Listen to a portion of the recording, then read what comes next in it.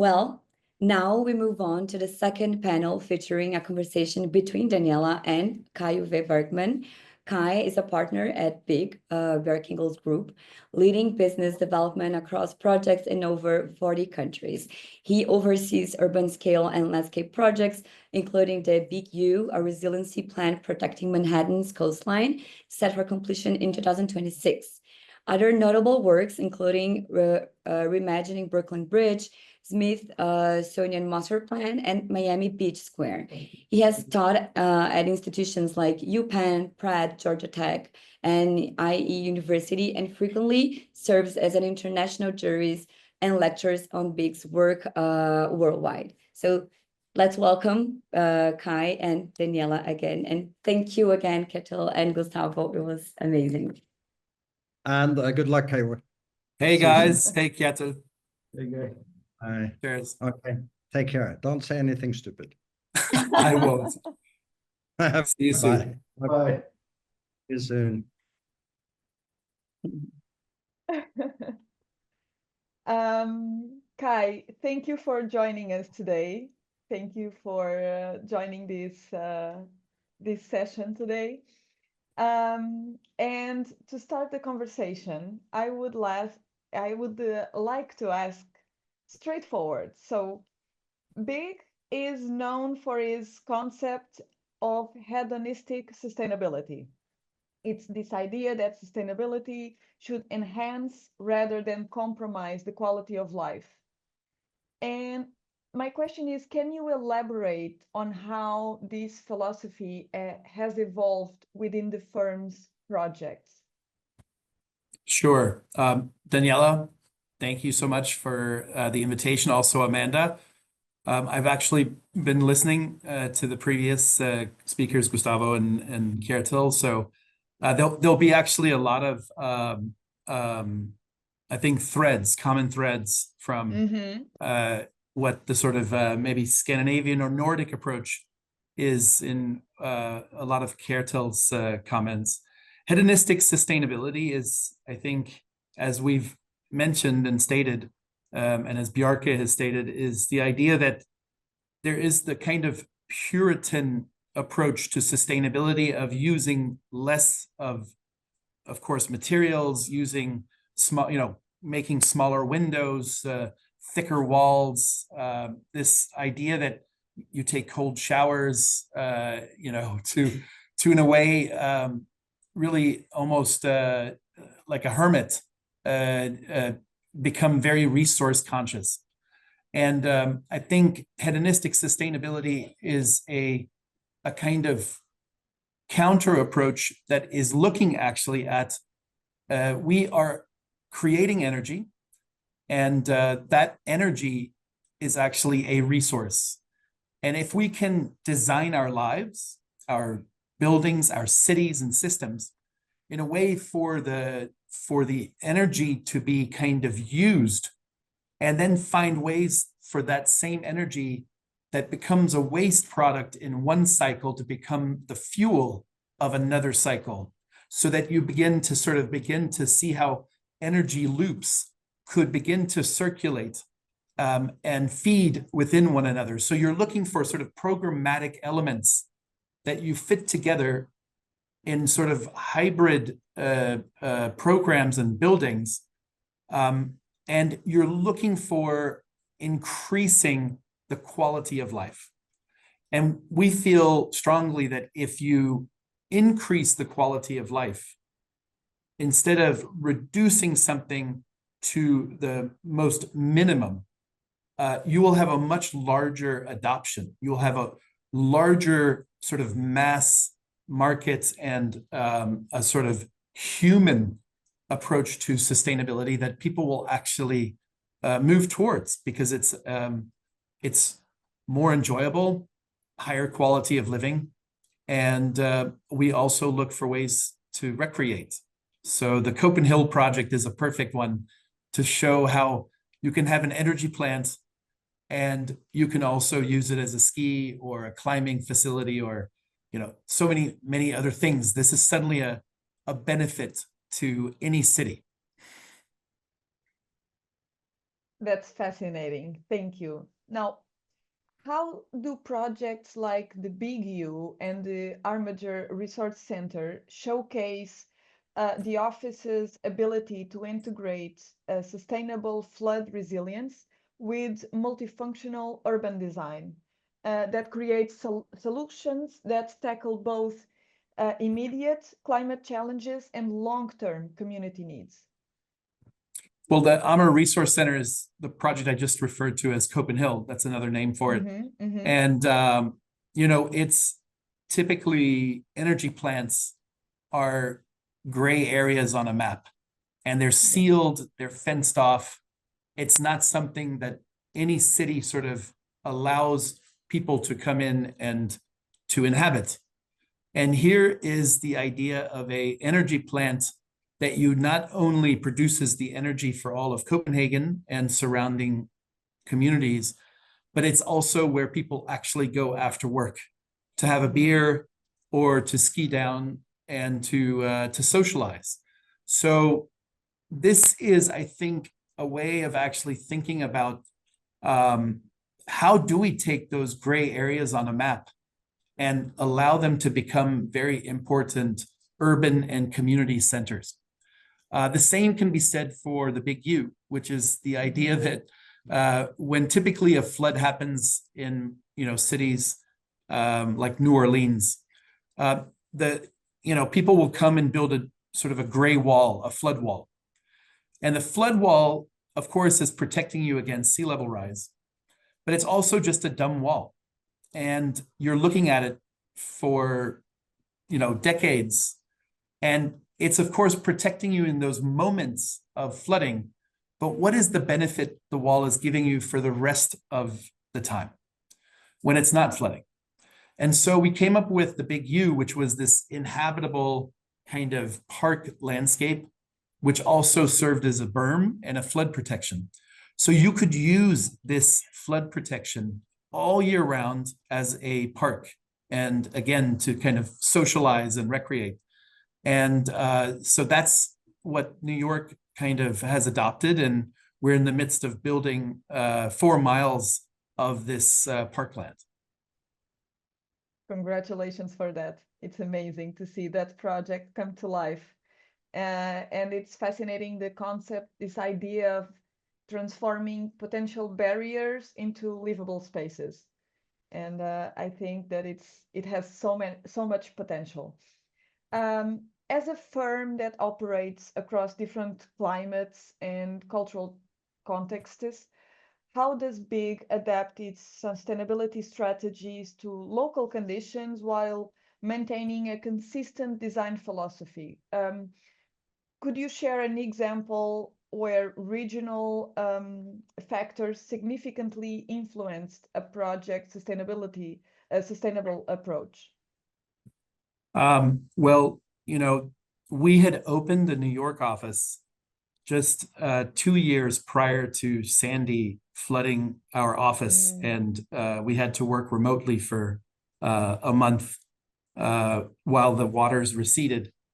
And we've also just opened an office in Los Angeles 2 years ago, and we can see what the wildfires have done in that city. So what is, an issue of climate change and sea level rise here in New York, climate change in that context is one of drought and sort of having the sort of constructions of cities within wildfire zones.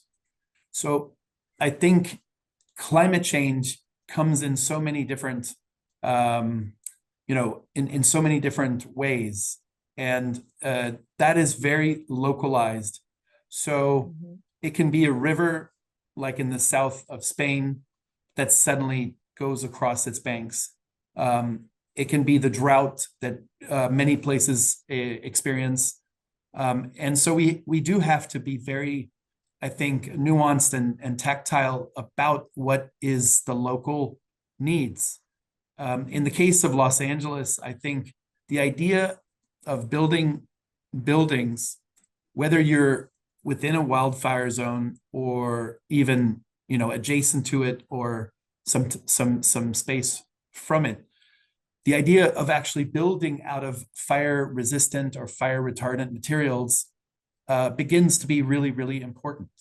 And so how do we select, how do we build in these regions to make it more adaptable to the region? And I think vernacular architecture in so many ways, so the sort of architecture without architects, where people were building in local materials, they understood the climate and they adapted to that climate. That can teach us so much. So it's looking back at the history, I think, of that area, and maybe rammed earth is actually a wonderful material that one could build in Southern California, or 3D printed homes. We're working with a company called Icon that actually has designed a fire resistant kind of home, could be actually the way of thinking about the future of designing in Southern California.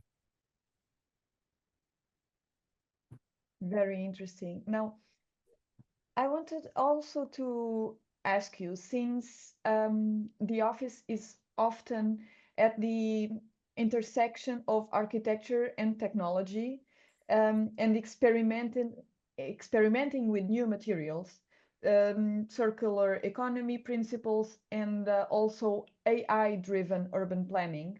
In your opinion, what emerging technologies will have the biggest impact on sustainability in architecture over the next decade? Well, this is actually a really incredible moment to be asking that question, because Bjarke, of course, has just signed on as the guest editor of Domos magazine. Yes. And there are 10 issues that Big and Bjarke are looking at materiality. And the idea is materialism. So it is actually looking at through the filter of a particular material. The last issue was stone. The upcoming issue will be earth. Looking at actually how we can both think about new technologies, so new ways of both cutting stone or using the raw stone as a material, the binding of stone so that it is structurally, I think, superior to many other building techniques, and is asking the question, stone was for so many centuries the way that we built large buildings that served over centuries. And so one of the most sustainable things you can do is actually to build things to last, and for those buildings to be programmable so that many different things can happen within them. And so there's maybe, again, a kind of return to another way of building, as opposed to the industrialization and modernism approach to, commoditizing the building industry, and therefore things were coming from a global world, but the embodied energy of these materials don't work out in the long run. And so what calculating life cycle analysis of our buildings and the choices that we make for those materials will come down to finding things that are more locally resourced, getting to know your local stone quarries, perhaps getting back down to the earthen brick as a building product or a building's kind of unit, and building from those, and of course reusing and refurbishing the things that we've already built. So there's a whole issue that will just be focused on restoring. So I think that for the next sort of 10 months, it's going to be very exciting to see actually both Bjarke and Big proposing how technology, how AI tools will be demonstrating a future within our field. I look very much forward to see the next issues of the magazine. Thank you. So I would like to shift a little bit the focus of this conversation Okay. to the Holcim Foundation Awards. And talking about the project Dryline, it has been recognized with the Holcim Foundation Award for its innovative and resilient approach to urban flood protection, as we were talking previously. Now, what aspects of this project do you believe made it stand out as a winner, and how does it exemplify BIG's approach to sustainability and social impact? Well, lovely question, because think of this. There is not a single building along the kind of dry line. It was really conceived as a kind of public realm project. And when you think of architects such as ourselves, and we had a wonderful team that was working with us when we first won the Big U project, it was a chance for us to really work within what we call social infrastructure. The idea that you could work on infrastructure projects, flood protection, flood management, as an architect, and you could bring the social quality of what and how infrastructure should never forget the people that it is serving. And therefore, the people and the public should be able to imprint and to kind of create a kind of positive aspect of the project. So taking it from something that, again, could have just been a very engineered and a very kind of efficient sort of project that would have served its purpose, but would have been very low on the social human kind of interaction. And saying that it's really important that engineers and architects actually work together on these large scale challenging issues. So for us, when Holcim, and this is a jury of fellow architects, saw the benefit of a project that had no built structure, but just the idea that you're really protecting the rest of the city. You're protecting almost all of Lower Manhattan through this winding kind of berm that bridges between the city and the waterfront, the bridging berm, we like to call it. That was for us a kind of a testament that we as architects should be more involved in these non-architectural issues. And by that, I mean, energy creation is typically engineers that work on these projects. Food distribution, what architects are actually designing the way that food is both grown and then processed and then distributed. And could one bring a kind of systems design back into the profession? So that was what the Holcim Award really allowed us to do. Was we, after winning the Holcim Award, we actually started thinking about, it would be nice with some landscape architects at BIG. It would be nice with, both engineers also working at BIG. And let's talk about circularity and let's bring in some sustainability sort of thinkers. And so BIG went from being just an architecture office really to being a kind of holistic, broad-based kind of, let's bring these minds together to look at these larger social issues. So that was a really sort of confidence builder that we were going down a path that so far has led to a lot of social infrastructure projects. So it has become more collaborative in a sense of multiple disciplines and understanding between different experts, and each one bringing their own expertise to the table. Yeah, it doesn't mean that we don't still resource and outsource and look for you know, other people. It just, we wanted to bring a few of those insights and perspectives within Big. And we still, of course, collaborate with so many on these projects to realize them. What you realize with also the Big U is, you know, that was conceived literally 4 mayors ago.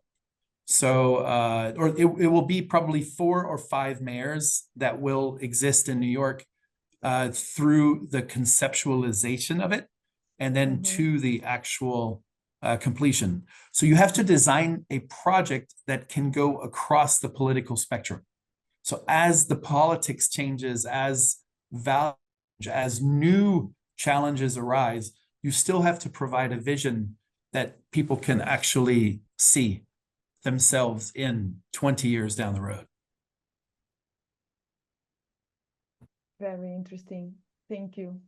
Now, the Holcim Foundation Awards highlights leadership in sustainable design.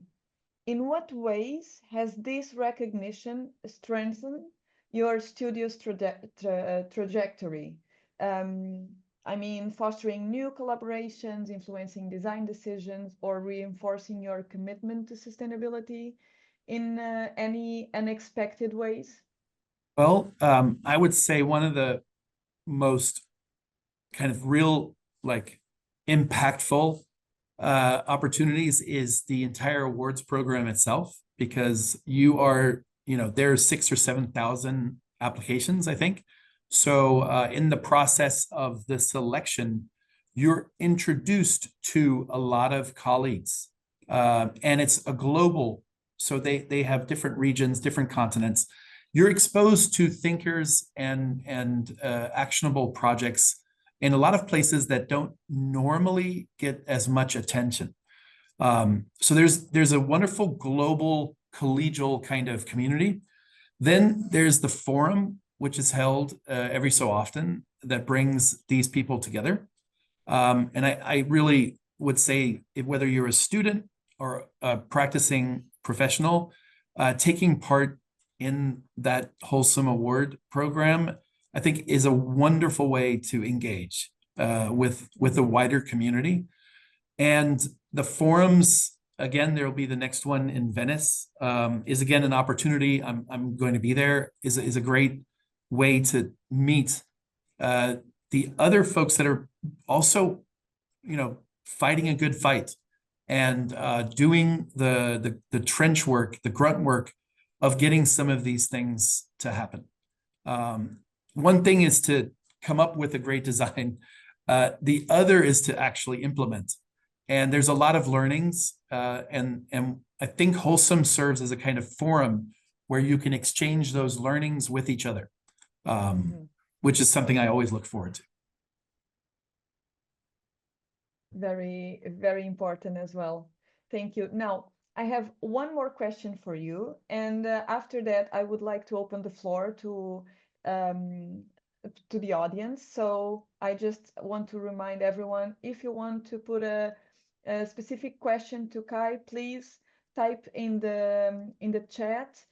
And my last question is, well, the Holcim Foundation Awards celebrate projects that push the boundaries of sustainability and innovation. How do you see this recognition influencing the broader architectural community and encouraging more ambitious, sustainable practices? As I just mentioned previously with our own work, so many things are very unique to different places.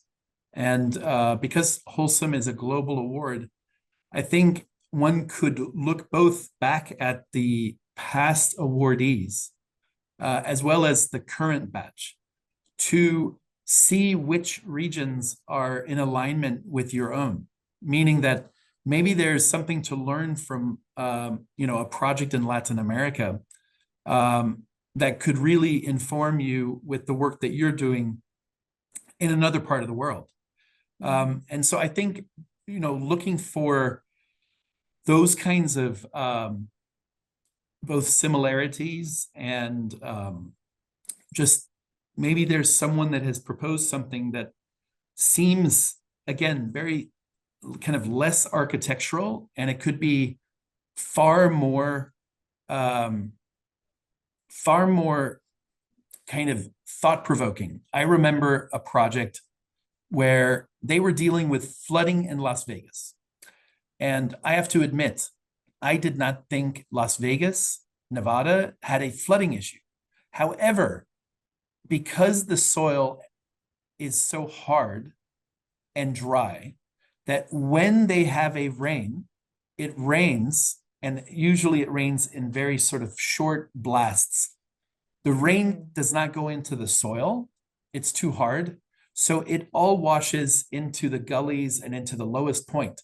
And the lowest points of Las Vegas actually flood quite often. So when I realized this is an issue for the city, and then they were proposing to build cisterns, but because these cisterns would only be used a few days of the year, they actually came up with a program to think about the cisterns as cultural venues that could serve as, you know, underground theaters or underground art galleries, bring people together in raves. They also had a, you know, rave. So anyway, whether you're, you know, 19 or you're you know, in your 60s, this was a place that you could start to think of as your own place. And I had to really give it to them that, you know, they thought of something that really dealt with a problem for Las Vegas, and they came up with an entirely new way to spin it. And so maybe there's actually funding for this type of idea. And I think one could then take that as a inspiration and take it to any other location where flooding is an issue. We certainly thought of it even within the Big U as a kind of very cool way to deal with underground spaces. I think that's what I see, again, the awardees and the Holcim Awards as providing a kind of overview of great ideas. Very interesting. Now, I already have a couple of questions from the audience, and since you were talking about the Big U, I will throw the first question. So, hi Kai, a pleasure from Venezuela. I am a student of Will Campion, and I was recently in New York City watching the Big U.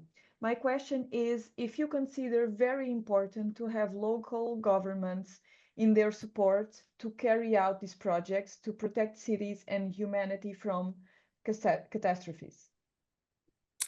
I mean, now I've been involved in the Big U since the very first day, and it's now literally 13 years since we started. And we probably have another 6 or 7 years to go. So when I say 20 years, it'll be 20 years of my life from the moment that we started to finishing the four miles. And this begins to tell you that, you know, everyone knows form follows function. I think one could also look at form follows policy. And that when you actually really dig deep into policy, you learn a lot. And you learn what's possible and what isn't, what's fundable, and what would not be, you know, regulated and approved. So it's so important to listen to municipalities and to different agencies, and to work within those policies, and maybe also to push them, to push their understanding and interpretation.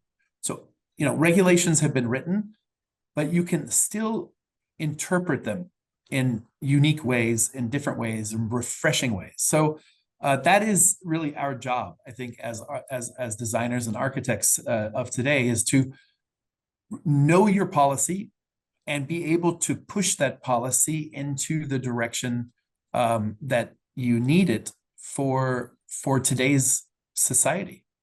But you don't know how to push if you don't know what the policies are. And you also need to work with the agencies. They're not enemies. They're not there to stop you or hinder you. They're there to protect. And so learning how to work with the agencies into the creation of what you're doing is also, I think, another art form. To have this open conversation and open dialogue with them. Another question. Our is... client, I'll just say this, our clients for the Big U are 6 governmental agencies, and they have equal influence. So it's not a single agency. We have to work and we have to satisfy all 6. Now I have to throw in a personal question. Sure. About that. That is, among all these 6 agencies, are any of those decisions contradictory?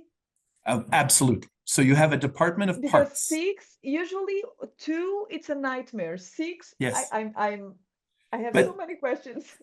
Yeah, so think about, one of them is Department of Parks. Another one is Department of Transportation, because a very important road, the FDR, is adjacent to the site or still included within the site. You have the Department of Energy, and you have the coastal waters, of course. You have the mayor's office. They are not all in alignment. So your job is to actually listen, prioritize, and then also negotiate the contradictory at times needs and desires. The Parks Department was very interested in the maintenance of the park and the cost of that maintenance. They were also wondering how often it might flood, because we're also making portions of it floodable up to the point of the berm. Whereas the Transportation Department doesn't care about the park. It only cares about the road and providing, access to the road. So it's a lot of different perspectives. But this is also, I think, any architectural project, it just gets heightened as the scale and the size. It's a $1.4 billion project. So it's a fairly large scale. And I would say to architects listening, we typically work within $1 million contracts, maybe tens of millions, even hundreds of millions. Within infrastructure and within engineering, you often get into the $1 billion projects. And then, that is why you need a kind of a whole attitude and structure of how to work and engage at that scale. Amazing. Okay, back to our audience questions. Sure. Big has always had an innovative approach to design and architecture. Is there any idea or concept you haven't yet been able to implement but would love to explore in a future project? Well, if you ask Bjarke, I know his answer, which is, of course, designing in space. Oh, yes, fascinating, and yes. We have, of course, we've been privileged to have a few projects, one currently ongoing with NASA, to build possibly the first habitation on the moon. And I often hear from people that a criticism of why Big is working on the moon, and when there's so many issues on this planet to deal with.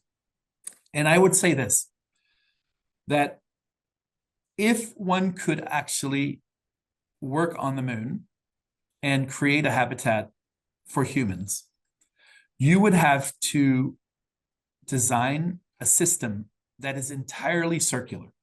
You would have to find ways to create, water, H2O. You have to deal with waste, human waste, other types of waste, in a circular sort of fashion. You would only be able to bring a certain amount of materials with you. So you have to actually work a lot with the local moon-based materials. So we build out of the moon dust or regolith to build these buildings and structures. And I think if you were able to sustain life on the moon, you would learn so much that would be so applicable to Earth. And it would take us perhaps longer within Earth to design the same systems, because we would be inching towards those rather than leaping towards those. And that's why I think that the investment of time, energy, resources, money into a moon kind of shot, such as the Olympus project that we're working on, could potentially have a lot of ripple effects that are actually very, very positive for our own planet. That's an interesting perspective, the idea of the amount of advancement and mindset that requires to build in space, if we apply that. The simple post-it note that you use, perhaps, every day, that can stick to something and unstick and restick, that technology came out of the space program. Amazing. That's fascinating. Okay, thank you. One more question. For you, what is the ideal balance between boldness and functionality in architecture? Is there any particular big project that illustrates this relationship well? Well, I think you used the words bold. I would kind of look towards a word that I think we very much have always had as a kind of base, which is just pragmatism. And I think that this is what we share as well with Kjetil and Snøhetta, is there's a kind of Nordic pragmatism, which is of course maybe an idea of efficiency, that within the kind of the cold north, you don't want to use a lot of gestures. It's not a culture of like hand movements. It's a very kind of, you use you kind of preserve the energy you have, and you build in ways of kind of intelligent pragmatism, and that I think does sit with a lot of our projects, that there's always a reason for the action, and sometimes those actions become quite bold, but that's not how we begin the journey. The journey is actually to consider a very pragmatic approach to the brief or to the challenge, and but it's then how we investigate, we research, we iterate, where the boldness kind of comes to the fore. And so I think it's always nice. I'm reminded of our project in Norway, the Plus, which is a furniture factory, and the furniture factory is in the middle of a forest, and it's there to just build wooden furniture. But what the furniture factory has become is a kind of almost cultural destination. The townspeople and even people from far away travel to see a factory. The factory allows you to climb all over it. Once you get to the rooftop, there's a funny slide that takes you all the way down to the ground. It's a complete kind of opposite of what you expect. Factories are usually closed, dangerous, dirty, and here is an incredibly clean, open, transparent, accessible kind of factory.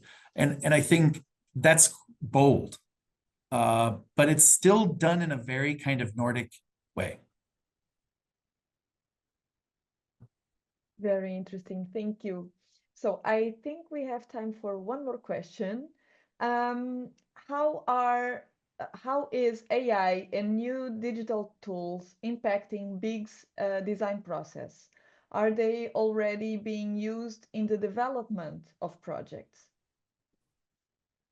So, I mean, it's very early days. I feel, DALL-E and a lot of those tools were, it was just a few years ago. I think the sort of the first versions were popping up. If we go beyond just the sort of visual tools, of course, I think we're right now probably working and trying out 40 or 50 different AI tools throughout Big. And we kind of meet regularly to exchange our experiences, because it's also very different, the types of tools that are being used in certain offices like Barcelona, here in New York, in, say, China. So some of those are also homegrown tools specific to those places. We, I think, are in a testing phase where we're seeing how our processes, but Big has always been, I think, an office that has always used multiple tools. There's no single kind of purpose vehicle that allows you to do everything that an architect needs to do. So I do see it, because it's still early stages, that there may be, within the next years, a kind of consolidation, and some of these will disappear, others will appear, and some will float to the top.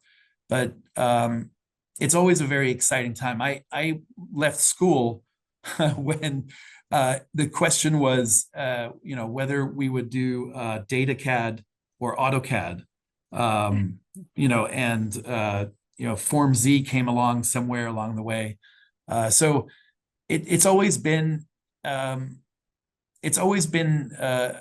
moving kind of landscape of different technological tools. I would always advise students to be exposed and experience as many of these tools as they can.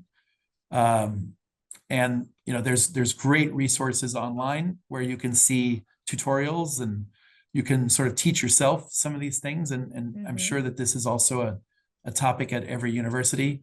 I'm doing something that's looking at AI tools with IE University in Madrid, in Spain, and looking at how these apply to architecture. So it's a very exciting time to be trying all of this out. Yeah, for sure. It has been evolving very fast in the last couple of years, and a lot of different tools have been popping out. And yeah, you don't need to be to have a deep knowledge of all of the tools, but maybe try a few and pick what works best, or to achieve a specific goal. Whenever you see something that you really, really like, always get to know how that happened. What, how did it come to be? And then if you are hungry enough, you learn it. Exactly. Thank you so much, Kai, for your time, your generosity, for sharing your thoughts and your expertise with us today.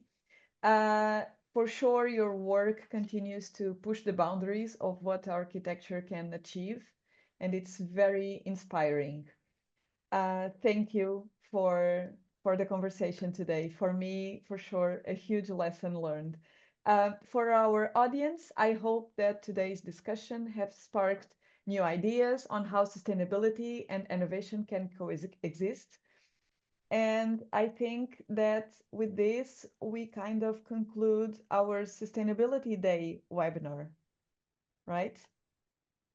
Thank you. Thank you so much, guys. It was so good to see you again. Thank you for being here today. Thank you, Danny, for the moderation. It was amazing, excellent. And also special thanks to Holcim Foundation to providing this talk today. And well, thank you everyone for joining us today, and a special thanks to our incredible speakers, also Ketil and Gustavo, for sharing their expertise and inspiring us with their insights. We truly appreciate everyone who has stayed with us for this enriching discussion. We hope you found it valuable.